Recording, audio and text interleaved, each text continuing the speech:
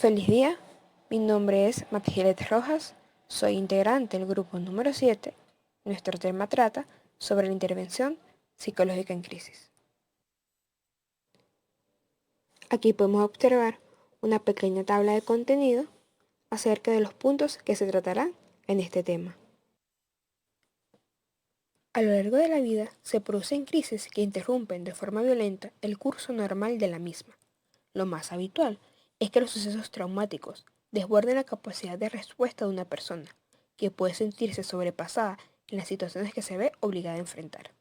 En estos casos, la persona es incapaz de adaptarse a la nueva situación y puede sentirse indefensa y perder la esperanza en el futuro, lo que le impide gobernar con éxito su propia vida, siendo esto fuente de problemas adicionales.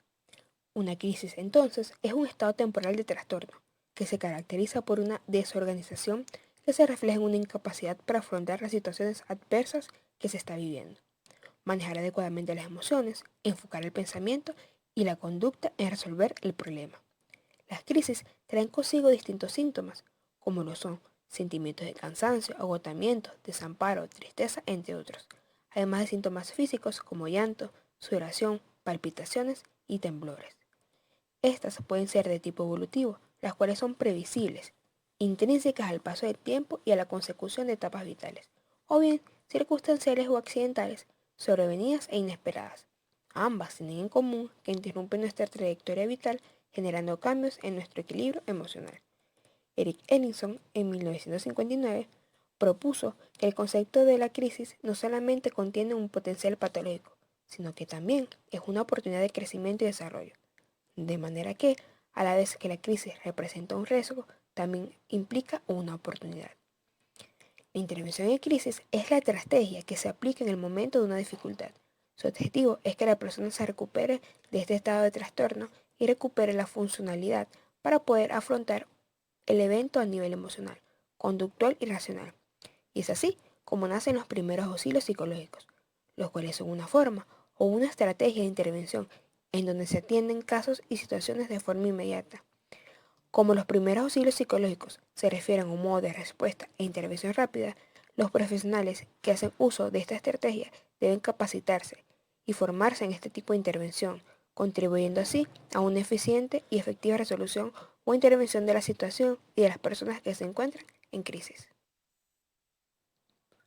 Los primeros auxilios psicológicos son un tema imprescindible para los profesionales de la salud y su importancia alude principalmente al desarrollo de las competencias profesionales necesarias en función de intervenir de forma eficaz diversas situaciones en donde pueden emerger de forma inesperada eventos como accidentes y desastres naturales y de los cuales puede suscitar una crisis en las personas.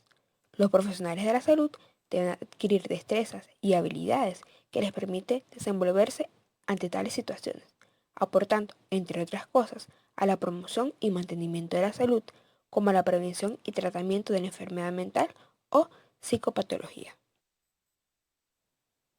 Crisis, conceptos y generalidades. Una crisis es un estado temporal de trastorno y desorganización, caracterizado principalmente por la incapacidad del individuo para abordar situaciones particulares, utilizando métodos acostumbrados para la solución de problemas y por el potencial para obtener un resultado radicalmente positivo o negativo. Según Kaplan, 1964, es un periodo transicional que representa tanto una oportunidad para el desarrollo de la personalidad como el peligro de una mayor vulnerabilidad al trastorno mental, cuyo desenlace depende, entre otras cosas, de la forma en que se maneje la situación. Las situaciones de crisis dependen de la forma como cada individuo las perciba, las interprete, las afronte y les dé un significado. Esto influirá en la conceptualización que se haga de la crisis, la cual repercutirá en la forma de ver el mundo de la persona a partir de dicha situación. Durante la vivencia de una crisis, las personas pueden perder de forma transitoria o definitiva una serie de aportes con los que ha contado, encontrando comprometida su estabilidad. Estos aportes pueden tener diferentes dimensionalidades, pudiendo ser tanto físicos, economía, salud, como psicosociales, seguridad o confianza, así como de otra índole que puedan afectar a su salud mental.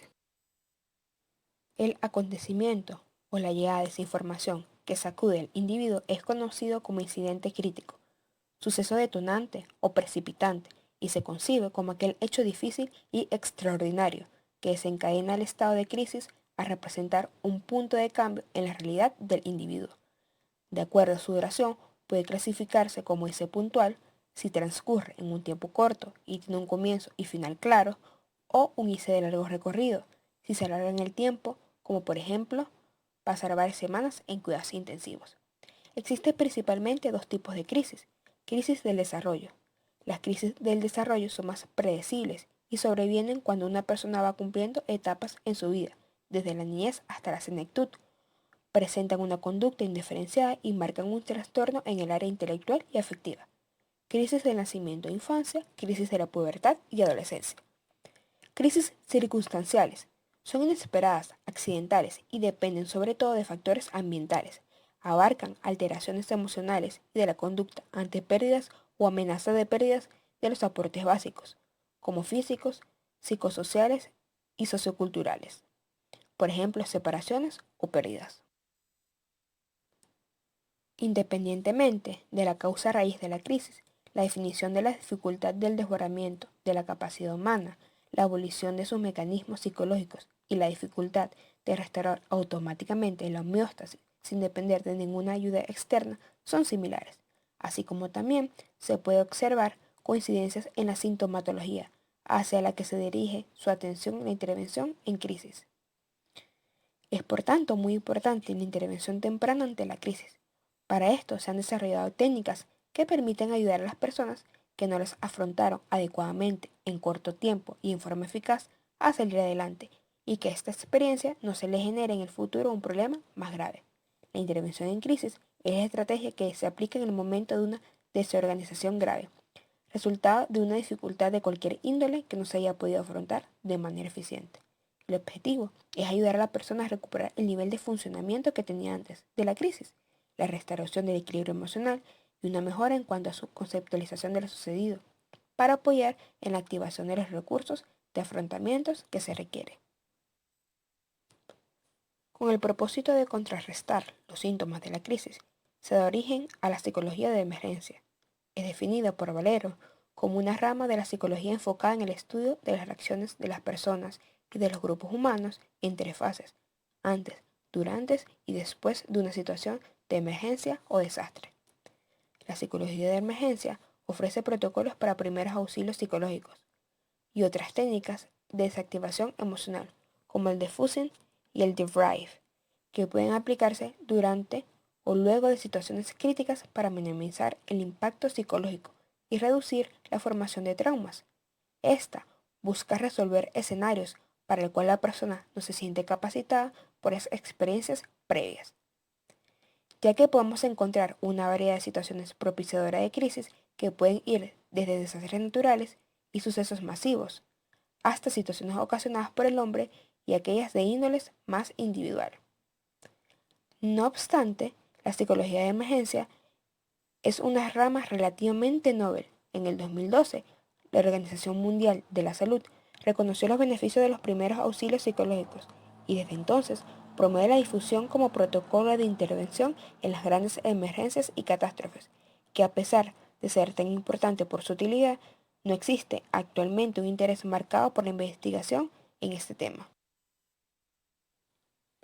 Encontramos que en los planes curriculares actuales que presentan las carreras de psicología de las universidades nacionales, tanto públicas como privadas, están orientadas hacia los ámbitos clínico, jurídico, educacional y laboral, careciendo de contenidos específicos en la psicología de emergencia.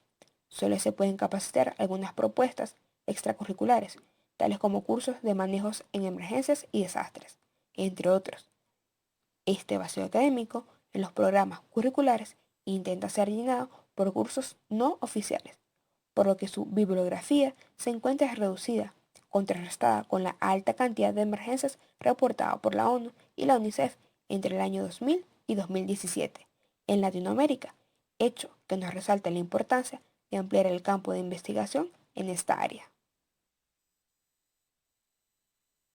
En este apartado les hablaré un poco sobre la clasificación de los desastres, fases del comportamiento humano en los desastres y rasgos de las personas propensas a crisis. poco mejor el contenido que a continuación les voy a exponer, es necesario saber y analizar cuál es el concepto de desastre.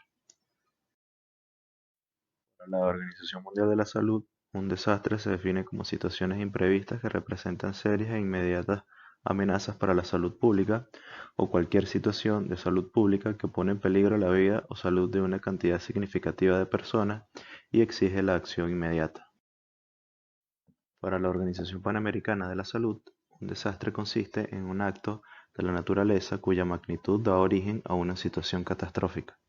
En ella, súbitamente se alteran los patrones cotidianos de la vida y la gente se ve hundida en el desamparo y en el sufrimiento. Como resultado de ello, las víctimas necesitan víveres, ropa, vivienda, asistencia médica y de enfermería, así como otros elementos fundamentales para la vida y para la protección contra factores y condiciones ambientales desfavorables, los cuales, en la mayor parte de los casos, deben provenir de áreas que estén fuera de la zona de desastre. Podemos notar que esta definición se centra más en eventos inoportunos que surgen de la fuerza de la naturaleza, a diferencia del concepto que nos provee la Organización Mundial de la Salud, en el cual se puede apreciar que nos deja un panorama más abierto de lo que puede ser un desastre. Una última definición es la de la Cruz Roja Internacional, que expone que el término desastre implica un incidente de gran magnitud, por ejemplo, un huracán, tornado, tormenta, marea, marejada, sismo, ventisca, peste, hambruna, explosión, el derrumbe de un edificio, el hundimiento de un medio de transporte o cualquier otra situación que provoque sufrimiento humano o genere necesidades que las víctimas no puedan cubrir sin auxilio. Con base en estos tres conceptos, se puede deducir que un desastre es aquel que altera el ritmo normal de vida de una sociedad en los distintos ámbitos que ésta contiene, que pueda poner en riesgo la vida de las personas para la cual éstas necesitarían de auxilio o apoyo externo y que puede tener origen por un acto de la naturaleza o un acto humano. Para asimilar mejor lo anteriormente hablado, se explicará a continuación la clasificación de los desastres. Existen varias clasificaciones de desastres. Sin embargo, una de las más utilizadas es aquella que parte del origen. De esta manera se definen los siguientes: desastres naturales, en el cual están contenidos los meteorológicos como sequías, tornados, inundaciones, temporales, huracanes; los tectónicos como terremotos, maremotos, erupciones volcánicas; topográficos como deslizamientos, avalanchas, derrumbes; y desastres provocados por el ser humano como guerras a nivel local o a nivel regional, sanitarios como epidemias o intoxicaciones, y accidentes como accidentes aéreos, terrestres y navales, colapso de estructuras, entre otros. También tenemos otra clasificación de los desastres que me parece importante tenerla en cuenta, y es la siguiente, que es la clasificación de los desastres, que puede ser según su origen, puede ser de origen natural, aquellas derivadas de las manifestaciones de amenazas generadas por fenómenos naturales sobre un sistema vulnerable. Se enmarcan en dos grandes ámbitos: la de tipo geológico, como terremotos, erupciones volcánicas, etc., y las de tipo hidrometeorológico, que pueden ser sequías, temporales, entre otros. Y están las de origen antrópico, que pueden ser emergencias o desastres que se manifiestan a partir de las acciones del hombre y sus interrelaciones, muchas veces en función de su desarrollo o a veces intencionalmente. Algunos de estos eventos son los incendios, accidentes aéreos, terrorismo, etc. Y también según su manifestación, pueden ser de manifestación lenta, que son aquellos fenómenos de lento desarrollo que, por su duración, extensión y severidad, terminan generando daños materiales y o humanos, por ejemplo, sequías temporales, desertificación, entre otros; y de manifestación súbita, que son aquellos eventos de desarrollo intempestivo, generando daños materiales y humanos, por ejemplo, terremotos, entre otros.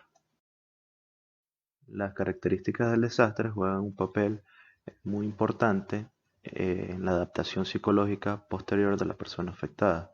Sus principales características son el tipo de inicio, que puede ser lento o rápido, con advertencia o sin ella; el área afectada, que puede ser extensa o limitada, poblada o poco poblada; la duración, que puede ser segundos, minutos, horas, días y años; y el grado de daño, puede ser físico o sufrimiento humano.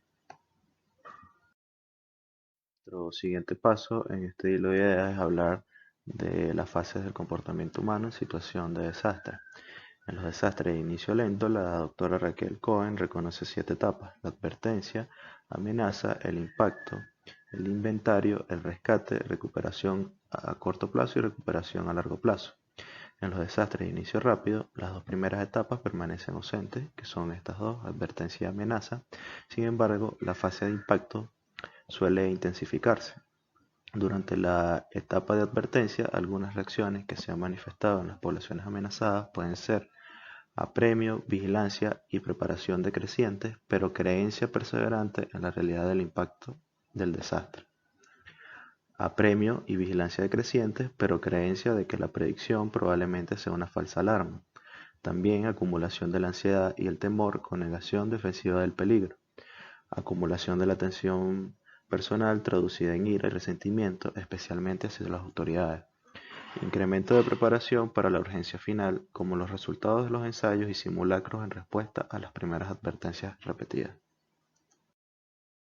En las siguientes etapas, la doctora Cohen agrupa las diferentes reacciones en 4 áreas: la biológica, la psicológica, la interpersonal y la social, las cuales se muestran resumidas en el siguiente cuadro. Nos centraremos en el área de la psicología, que es la que nos interesa.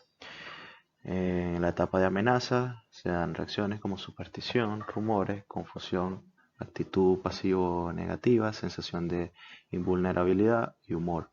En la etapa de impacto, carácter central, conducta contraria al usual, temor, ansiedad, ofuscación cognoscitiva. En las consecuencias a corto plazo, hiperactividad, hipoactividad, aflicción, depresión, sensibilidad narcisista y ansiedad. Y en las consecuencias a largo plazo, retorno a la función normal, función subnormal, fijación en las emociones ambivalentes. Queremos ahora hablar de los rasgos de las personas propensas a crisis, los cuales son historias de crisis frecuentes resueltas inefectivamente, trastorno mental o disturbios emocionales serios, baja autoestima, tendencia a realizar negación de racionalización, situación de trabajo irregular por ausentismo, cambio de lugar de trabajo, despidos o reubicación, relaciones familiares y maritales insatisfactorias, alcoholismo o adicción a drogas. Esta me parece una de las más importantes, ya que no solo hay un daño a nivel psicológico, sino a nivel biológico y cada una repercute en la otra. Historia de numerosos accidentes, fanatismo, ya sea religioso, político, deportivo, etc. Al haber hablado anteriormente de la definición de desastre y cuáles son las etapas que sufren las personas ante este, me parece importante acotar sobre los individuos que son más susceptibles a presentar problemas psicológicos ante un desastre. Es de saberse que cualquier persona puede ser afectada psicológicamente luego de un desastre. Sin embargo, Cohen enlistó una serie de individuos que suelen ser más vulnerables después del impacto de un desastre, las cuales son personas expuestas a traumas serios, con una recuperación insuficiente, accidentes, desastres anteriores, violaciones o guerra, personas que sufrieron enfermedades físicas o mentales en el momento del desastre, personas que experimentan estrés o pérdidas graves durante el impacto, también las que pierden su sistema de apoyo social y psicológico, las que carecen de habilidades para resolver sus propios problemas y las que enfrentan crisis situacionales durante el desastre, como un divorcio, por ejemplo, ancianos, niños discapacitados.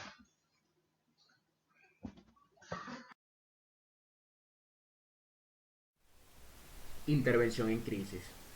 La intervención en crisis es la estrategia que se aplica en el momento de una desorganización grave, resultado de una crisis de cualquier índole que no se haya podido afrontar de manera eficiente. El tratamiento debe comenzar de forma lo más inmediata posible en los casos necesitados de terapia. Un tratamiento temprano impide la cronificación de los síntomas y permite a la víctima el restablecimiento de la vida cotidiana. Requisitos previos al tratamiento. Seguridad. Garantizar la seguridad de la víctima antes de cualquier intervención terapéutica. Cuando el suceso traumático es prolongado y actual, como ocurre frecuentemente en los casos de abuso sexual en la infancia o de violencia doméstica en la mujer, la etapa inicial del tratamiento consiste en establecer un marco de seguridad y de exención de riesgos. Solo después de que sea garantizada esta premisa, con las medidas familiares, sociales o judiciales pertinentes, puede iniciarse apropiadamente el tratamiento psicológico. La voluntariedad. La voluntariedad del tratamiento específicamente. Hay víctimas que no desean compartir su dolor con personas desconocidas, llámese psicólogos, médicos, personal sanitario, etc. Este requisito es importante de tener en cuenta porque, a diferencia de la práctica psicológica habitual, en el caso de los sucesos traumáticos, frecuentemente la víctima no busca el tratamiento, sino que es el terapeuta el que se acerca a la víctima ofreciéndole uno. Objetivos del tratamiento. Los objetivos fundamentales de la terapia, que debe adaptarse a las necesidades específicas de cada paciente, son proporcionar alivio inmediato a los síntomas más graves del trauma, lo cual puede ser conseguido a veces por los psicofármacos. Restaurar en la víctima el sentido básico de seguridad en el mundo y en las personas. Y por último, facilitar la reintegración social de la víctima en contexto comunitario. El plan de tratamiento se debe plantear de forma escalonada con arreglo a una jerarquía de necesidades. En primer lugar, se trata de hacer frente a los síntomas más graves, como lo son insomnio, pesadillas, ansiedad intensa, humor depresivo, etc. En segundo lugar, hay que abordar el núcleo del trauma, experimentación del suceso ocurrido, conductas de evitación y reacciones de sobresalto. Y, por último, se trata de regular las emociones, de recobrar la autoestima y de recuperar la confianza en las demás personas.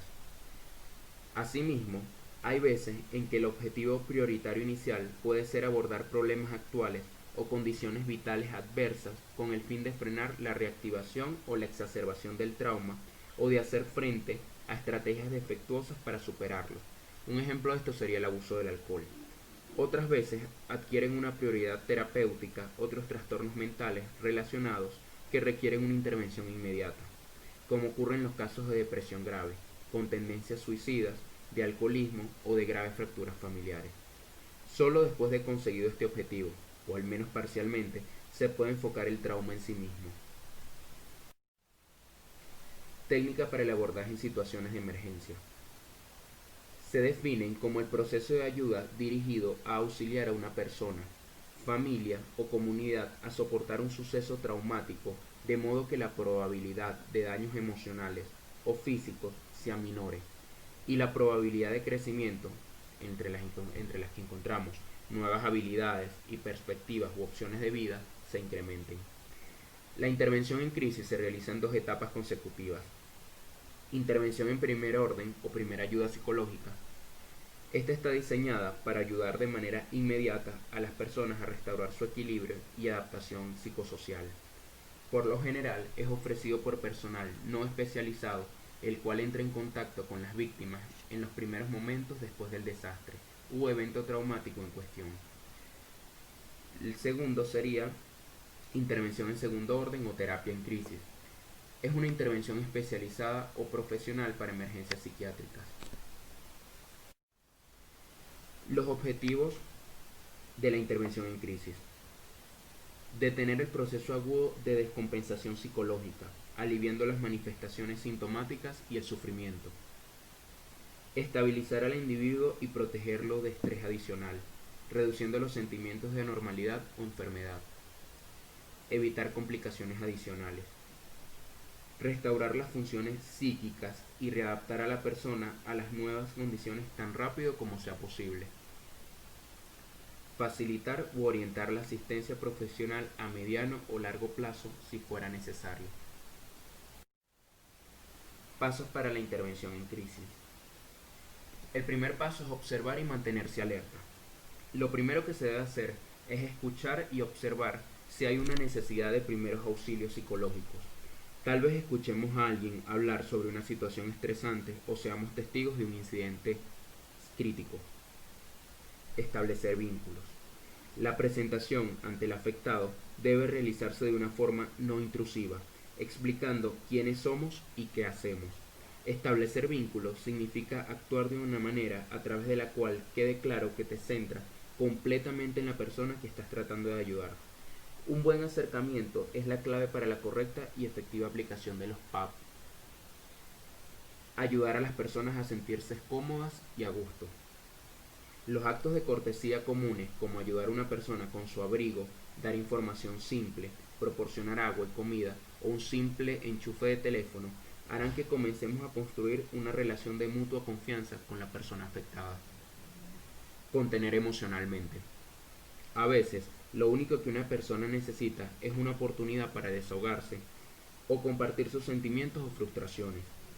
En muchas ocasiones, las personas pueden encontrarse en shock, por lo que tendremos que orientarla en espacio y tiempo de una manera no agresiva, adaptándonos a la realidad del paciente. Tranquilizar de forma realista. La frase "todo va a estar bien" no es realista, pero frases como "lamento lo ocurrido" o "entiendo cómo te sientes" pueden ayudar a las personas a ver sus reacciones como normales. Asistencia práctica. Ofrecer ayuda práctica a los sobrevivientes en atender las necesidades e inquietudes inmediatas. Identifique las necesidades más inmediatas, clarifique la necesidad, desarrolle un plan de acción y actúe para atender esa necesidad. Conexión con la red social de apoyo.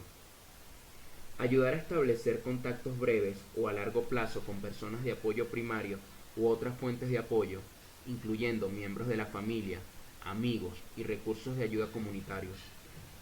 Hasta que no haya nadie acompañando a esa persona, preferiblemente de la red de apoyo de la cual acabamos de hablar, no nos debemos ir. Pautas de afrontamiento. La labor más importante será la de normalizar síntomas. Los ejercicios de respiración ayudan a reducir la sensación exagerada de estado de alerta o tensión física. Así conseguiremos reducir su nivel de actividad fisiológica y les daremos una herramienta de afrontamiento ante posibles futuros síntomas. Y por último, enlaces con servicios de colaboración. Conectar a los sobrevivientes con los servicios disponibles que se necesiten en el momento o en el futuro. Nos iremos solo, y esto lo recalco, solo cuando llegue la red de apoyo social de la víctima, o en su defecto, nuestro relevo. Resolución satisfactoria de la crisis. Consideramos una resolución satisfactoria cuando la persona se siente más segura y altamente integrada a su medio, pues posee un incremento en su fuerza física y psicológica para enfrentar tensiones futuras. Esto se ha logrado a través de un mayor dominio en el conocimiento de la situación mediante el desarrollo de nuevas estrategias de afrontamiento, por cambios conductuales y un uso más apropiado de los recursos externos. La resolución de la crisis dependerá de varios factores, entre los cuales tenemos recursos personales.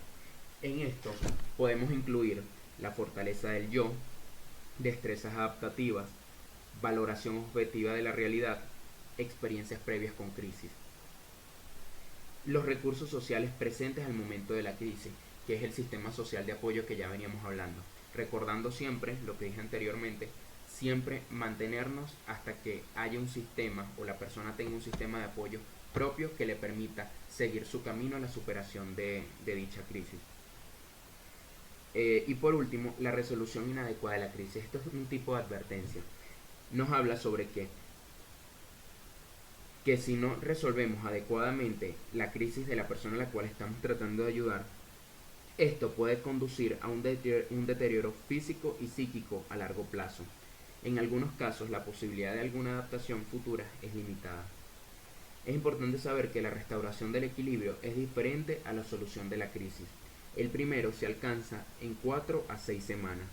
La inestabilidad o desorganización es la que está limitada en el tiempo, ya que los hombres y las mujeres no toleran niveles altos de desorganización por largos periodos de tiempo.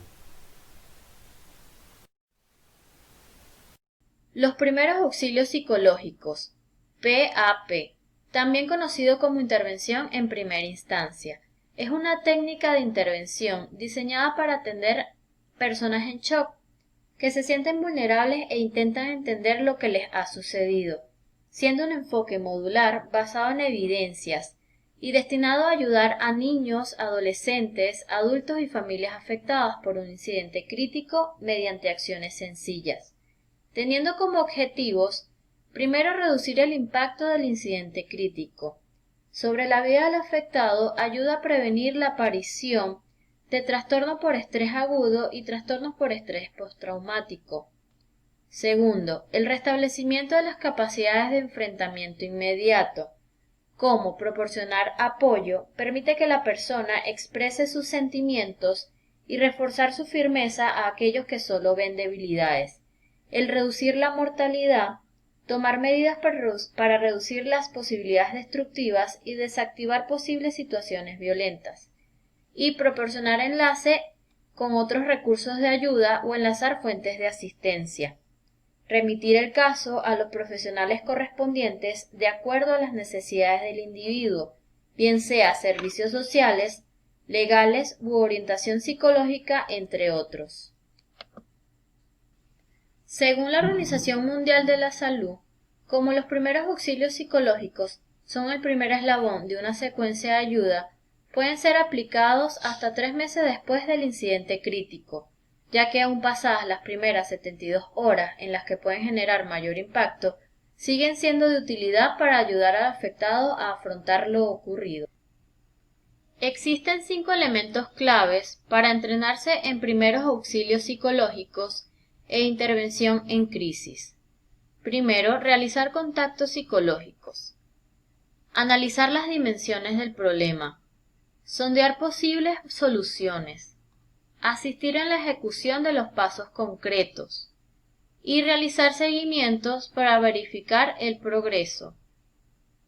Como los primeros auxilios psicológicos son la mejor técnica para aplicarse en las primeras 72 horas después del suceso crítico, en caso de emergencias masivas o cotidianas sin que sea requisito ser profesional de la salud mental, pueden ser aplicadas por cualquier persona entrenada siguiendo ciertas pautas de preparación, recaudar información en caso de emergencias masivas, recolectar información sobre el suceso y aquellos agentes intervinientes presentes en el lugar para coordinar el trabajo, saber dónde se localizan los diferentes recursos.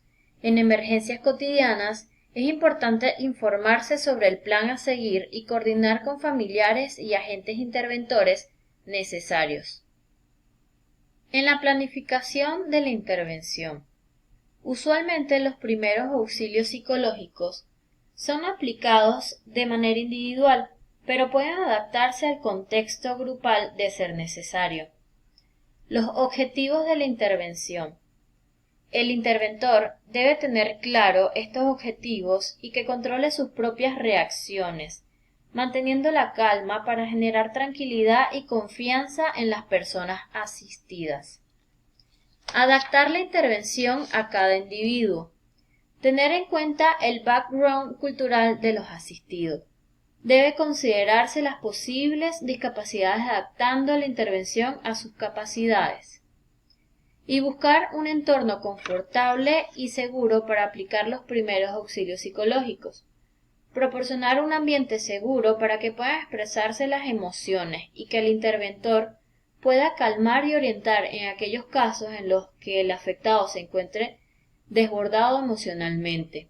Debe protegerse al afectado de curiosos y medios de comunicación. La aplicación. Los procedimientos. Hacer contacto psicológico. Invitar al paciente a platicar. Hacerlo sentir que es escuchado, comprendido, aceptado y apoyado. Estar atento a hechos y sentimientos, así como a confrontarlos cuando sea necesario. ¿Qué hacer? Escuchar cuidadosamente, comunicar aceptación, aceptar y comprender los hechos y los sentimientos, establecer y facilitar la comunicación entre las personas en crisis. ¿Qué no hacer? Contar su propia historia, ignorar hechos o sentimientos, juzgar a tomar partido. Examinar las soluciones posibles. Preguntar lo que ha intentado hacer hasta ahora, explorar lo que puede o pudo hacer. Identificar una o más soluciones o necesidades inmediatas y posteriores. ¿Qué hacer? Estimular la iniciativa y creatividad, abordar directamente el problema, establecer prioridades, ayudar que el individuo y la familia perciban concretamente la situación, suceso, significado y posibles resultados, redefinir el problema. ¿Qué no hacer? Permitir la valoración limitada del problema. Dejar obstáculos sin explorar. y tolerar una mezcla de necesidades. Otro de los procedimientos es ayudar a tomar una acción concreta. Si la mortalidad es baja y es capaz de actuar en su propio beneficio, tomar una actitud facilitadora. Si la mortalidad es alta o no es capaz de actuar en su propio beneficio, tomar una actitud directiva. ¿Qué hacer? Tomar una sola medida, establecer objetivos a corto plazo, confrontar cuando sea necesario, ser directivo solo en casos muy especiales y ofrecer ayuda instrumental como ropa, comida, albergue, entre otros. ¿Qué no hacer? Intentar resolver todo. Tomar decisiones de largo plazo y no tomar responsabilidades cuando sea necesario. Y el seguimiento. Explorar procedimientos de seguimiento. Establecer el contrato con el recontacto. Identificar si quiere de la terapia en crisis y referirlo al lugar idóneo. ¿Qué hacer? Evaluar etapas de acción, asegurar la retroalimentación de proporcionar apoyo, reducir la mortalidad y proporcionar enlace con otros recursos de ayuda. ¿Qué no hacer? Dejar detalles en el aire, suponer que el paciente continuará el plan bajo su propia responsabilidad y dejar la evaluación a otra persona. Entonces, los pasos de los primeros auxilios psicológicos. Primero, el contacto y la presentación. 2. El alivio y protección. 3. La contención emocional. 4. Recogida de información. 5. Asistencia práctica. 6. Conexión con la red de apoyo. 7. Pautas de afrontamiento. 8. Conexiones con servicios externos. Estos son otros pasos de los PAP. Durante las primeras 72 horas después de ocurrido el incidente crítico, la aplicación de los PAP debe focalizarse en mantener el nivel de activación, estrés del afectado lo más controlado posible, así como también brindarle información y conectarlo con su red social de apoyo. Es importante recordar que el acceso a la información es un derecho humano y no puede negársele al afectado. Además, estar informado reduce la ansiedad. Por lo tanto, es necesario que el personal de atención tenga destrezas en las habilidades comunicativas y pueda desplegar la información pertinente de manera clara, con prudencia y solidaridad. Se debe facilitar la información sobre la naturaleza y la escala del desastre. Asimismo, informar sobre los esfuerzos que se están llevando a cabo para velar por la seguridad física de la población.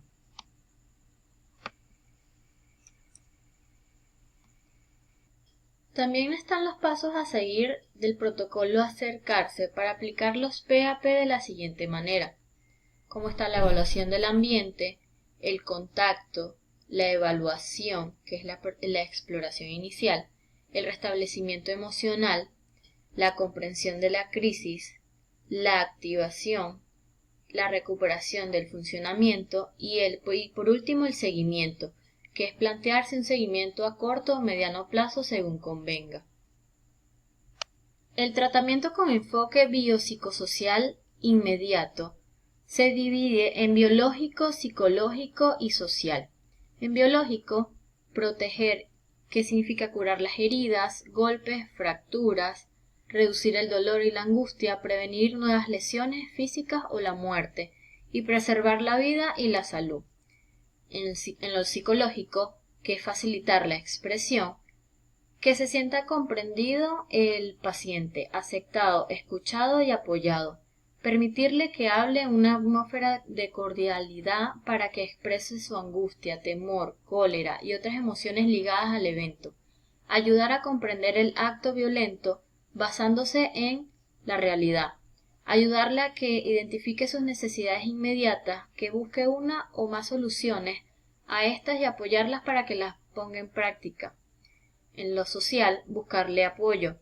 Identificar y movilizar recursos externos como amigos, familiares, vecinos, compañeros de trabajo, entre otros. Proveer el enlace adecuado con los sistemas sociales de apoyo, como la asistencia legal, médica, psicológica, espiritual, grupos de autoayuda, y facilitarle la disponibilidad de dinero, comida, vivienda, vestuario, transporte, entre otros.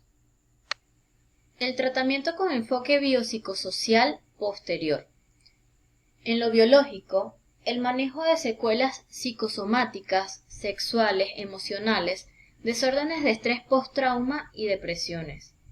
En lo psicológico, entrenamiento en control emocional y cognitivo, que comprenda el significado de suceso y cómo éste choca con sus expectativas, mapas cognitivos, propósitos, fantasías, creencias religiosas, entre otros. Ayudar a reestructurar y reubicar conocimientos, imágenes, fantasías que se han alterado por la violencia, que aprenda nuevas conductas de afronte, que identifique y resuelva conflictos subyacentes reactivados por la violencia, y que se vuelva más asertiva y con habilidades para la dirección, y mejore su autoestima. En lo social, realizar cambios en los patrones diarios de trabajo, vida familiar, ocio, diversión, religiosidad, entre otros. Los PAP no son una terapia ni forma de diagnóstico, tampoco una técnica de desactivación. Por lo tanto, no debe abordarse a mucha profundidad lo que ha ocurrido, pues esto se trata en etapas posteriores conocidas como intervenciones de segunda instancia. Principios generales del diffusing y debriefing psicológico. A diferencia de los primeros auxilios psicológicos que pueden ser aplicados por cualquier persona que tenga las aptitudes y la preparación necesaria, tanto el diffusing como el debriefing son técnicas que deben ser aplicadas por profesionales de la salud mental. Ambas fueron introducidas por Jeffrey Mitchell en 1983, y estas intervenciones tempranas esperan hacer menos dramáticas y normalizar las respuestas iniciales a las reacciones inmediatas postraumáticas. Prevenir y reducir la aparición de problemas postraumáticos posteriores, explicando su frecuencia y su normalidad de aparición. Ofrecer la posibilidad de tratamiento terapéutico y apoyo social legal si es necesario. Diffusing, también llamado ISGS, por sus siglas en inglés, que significa apoyo inmediato a grupos pequeños. Es un encuentro grupal breve y semiestructurado que suele tener lugar tras finalizar un incidente crítico o el trabajo efectuado con respecto al mismo, siendo así aplicable tanto para las víctimas de dicho incidente como el personal de apoyo y atención. El diffusing centra su atención en las distorsiones cognitivas producidas al enfrentarse el afectado a un traumatismo. Persigue el objetivo de dirigir al afectado hacia una representación mental adaptada a los riesgos traumáticos y a una sedación de los síntomas invalidantes y aliviar los efectos de esta experiencia antes de regresar a sus hogares o a sus servicios acostumbrados. ¿Cómo se realiza? Si bien dijimos que es una sesión informal, aún posee cierta estructura. La sesión de diffusing tiene lugar tan pronto como es posible después del incidente crítico o en las primeras 24 horas. Es conducido en una atmósfera de apoyo mutuo, en la cual los participantes describen sus sentimientos y reacciones al suceso. Además, se desarrollan estrategias de resolución de problemas para que la productividad del trabajo no se vea disminuida o deteriorada. Primero, se ubica a los participantes en un ambiente seguro, lejos del lugar de los hechos. Este puede ser un salón cómodo y tranquilo que permita generar una atmósfera de calma y confianza. La sesión se desarrolla en grupos pequeños, de 6 a 12 personas normalmente, aunque también se puede realizar de manera individual, siempre siendo dirigida por un profesional de la salud mental. La duración es variable, entre 20 minutos a 1 hora.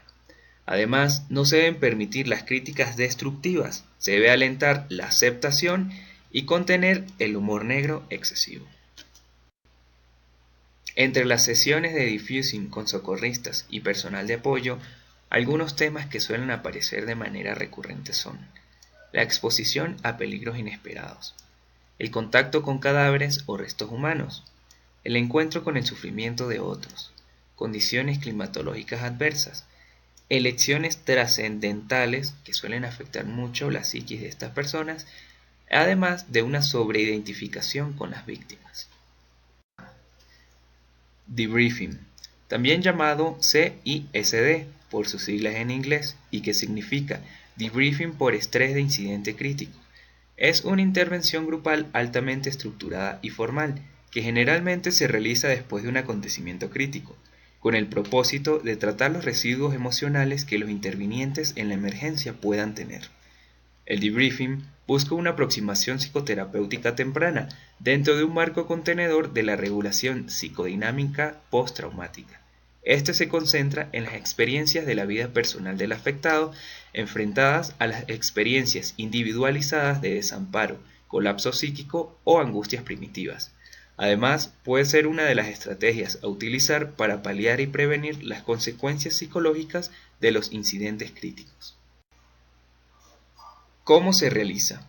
El debriefing no es una psicoterapia grupal, es una estrategia de prevención secundaria que está basada en los principios de intervención en crisis y educacionales más que terapéuticos. El debriefing se debe realizar entre las 24 a 72 horas tras la estabilización del incidente, con sesiones de seguimiento en caso de ser necesario. Afortunadamente, este proceso sigue siendo beneficioso aún realizándose en un tiempo posterior. Si bien las sesiones no tienen un límite establecido para su duración, suelen extenderse entre 2 y 3 horas. Se debe disponer de un espacio amplio que ofrezca privacidad y seguridad para los participantes. La dirección de un debriefing requiere un conocimiento y dominio previo de las estrategias que se ponen en marcha, por lo cual es conducido por uno o más profesionales de la salud mental que siguen un guión preestablecido y están familiarizados con los equipos de emergencia. Sería conveniente que asistan todos los intervinientes que han participado en el incidente, aunque es recomendable separar a los participantes según su nivel de exposición al incidente. Además, se debe garantizar la confidencialidad de todo lo que ocurre en la sesión. Ninguna información será comentada fuera de este contexto. También debemos tener en cuenta que en el curso de la reunión los participantes pueden encontrarse peor que al inicio del encuentro, lo cual es normal por el nivel de exposición personal que se produce durante la sesión.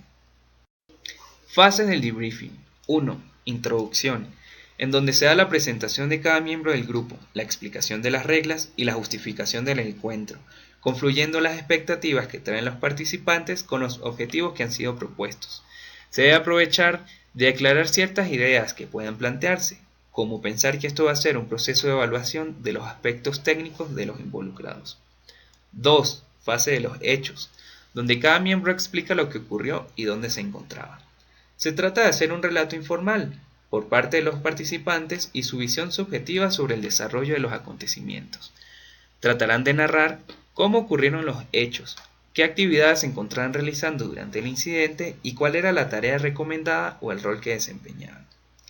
3. Fase del pensamiento, donde surgen las perspectivas personales del incidente. En esta fase se comienzan a relatar cosas más personales y se dice que es más fácil para las personas comenzar a relatar sus pensamientos que sus sentimientos o emociones. De esta forma iremos avanzando de menor a un mayor nivel de exposición. Por otro lado, esto posibilitará el relato de los sentimientos en la fase posterior. Se trata también de responder las siguientes interrogantes. ¿Qué fue lo primero que pensó al encontrarse en la escena? ¿Qué pensamientos le invadieron al hablar con las víctimas? ¿Y qué piensa ahora de lo ocurrido? 4. Fase de reacción. Esta extrae los pensamientos individuales resultantes del incidente. Puede ser la fase más difícil para los participantes, puesto que supone quedar al descubierto ante los demás. También es la más complicada de manejar para los que dirigen el debriefing, puesto que deben contener las emociones que fluyen en el grupo. Los intervinientes hablarán de sus miedos, frustraciones, reproches o agresividad, llegando un momento donde aparecen los sentimientos compartidos por el grupo. Debemos animar el apoyo y el consuelo intragrupal en caso de que alguno desborde. También se debe tomar nota de aquellos participantes que parecen sufrir extraordinariamente, bien sea por sus manifestaciones o también por sus silencios, tratando de mantener un contacto más personal con ellos. 5. Fase de los síntomas, donde cada miembro comenta las respuestas de estrés sufridas. Aquí, a partir de lo relatado por los participantes, tendremos que normalizar todos los pensamientos, sentimientos y conductas que puedan haber tenido durante y después del suceso. Todas han sido reacciones normales ante acontecimientos anormales. El objetivo de esta fase puede ser logrado a través de resúmenes y redefiniciones de todo lo relatado por los participantes. 6. Fase educacional. Esta da información acerca de las reacciones de estrés, donde podemos anticiparles las posibles manifestaciones que tendrán durante los días y semanas posteriores, tales como imágenes intrusas, pensamientos extraños, ansiedad, miedo, dificultades para dormir, irritabilidad, entre otras, las cuales serán normales e irán disminuyendo con el tiempo. Se resaltará también la importancia de los contextos en los que suelen situarse para la recuperación tras el impacto. Por último, 7. Reincorporación, en donde se aclara cualquier duda y se ofrece la posibilidad de apoyo adicional. Antes de dar por finalizado el debriefing, debemos brindar la posibilidad de que pregunten o hagan algún aporte que consideren necesario. También se le brinda información necesaria para saber detectar cuándo buscar ayuda profesional.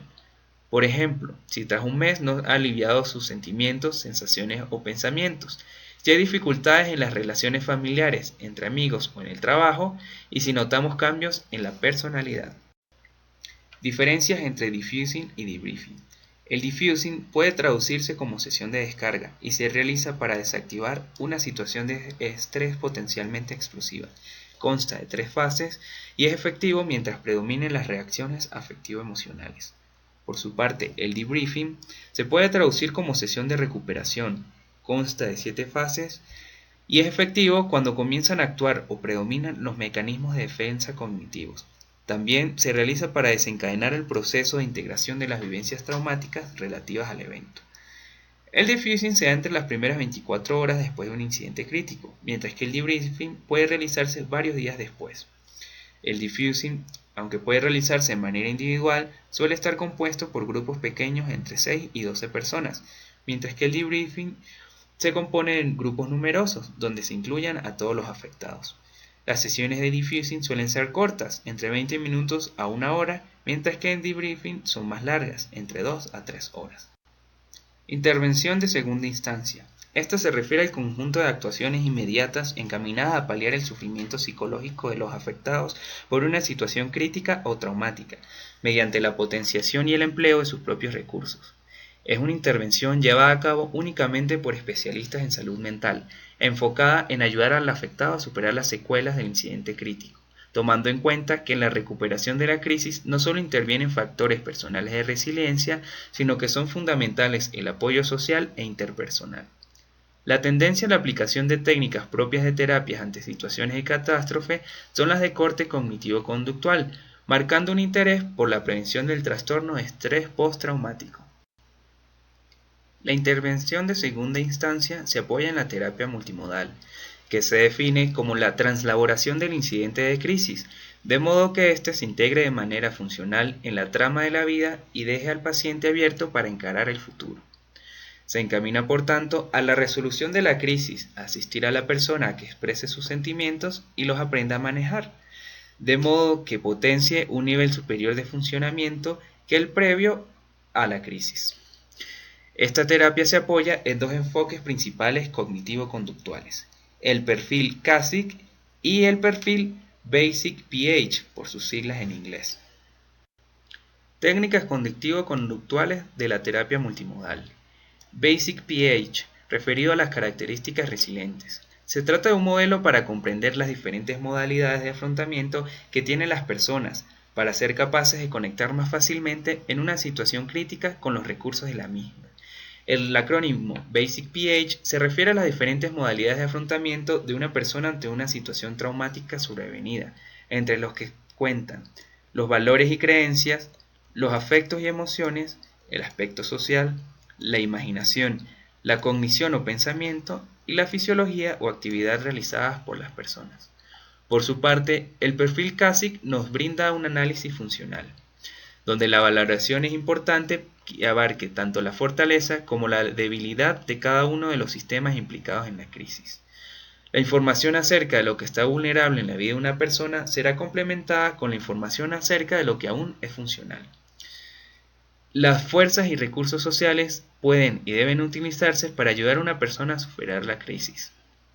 Por tanto, el perfil CASIC cuenta con los aspectos conductuales, de los hábitos y patrones de las conductas manifiestas, afectivos por los sentimientos de las personas, somático por el nivel de funcionamiento físico general, interpersonales por la naturaleza de las relaciones de la persona y cognitiva por las representaciones mentales de la misma. Recomendaciones para las intervenciones. Comencemos hablando de lo que se debe hacer. Primeramente, realizar una visita al lugar de la emergencia para llevar a cabo la evaluación preliminar.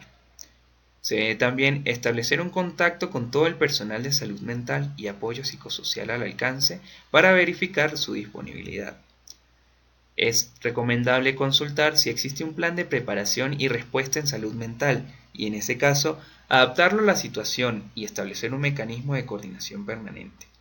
Diseñar intervenciones y fijar un calendario de actividades y establecer un sistema para compartir los resultados y mejorar la práctica. ¿Qué no hacer? No sentirse afectado por el enojo u hostilidad del asistido, ni confrontar con alguien en crisis, ya que estas personas no controlan sus emociones durante el incidente. No se debe insistir con preguntas acerca de lo que la gente no quiere hablar. Tampoco ofrecer ni prometer lo que no pueda cumplir. Debe asegurarse que está siendo comprendido y no utilizar expresiones demasiado técnicas. Debe dar tiempo a las personas para pensar y sentir.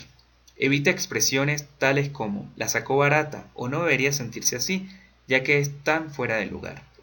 Favorezca la reflexión y no subestime las amenazas de suicidio.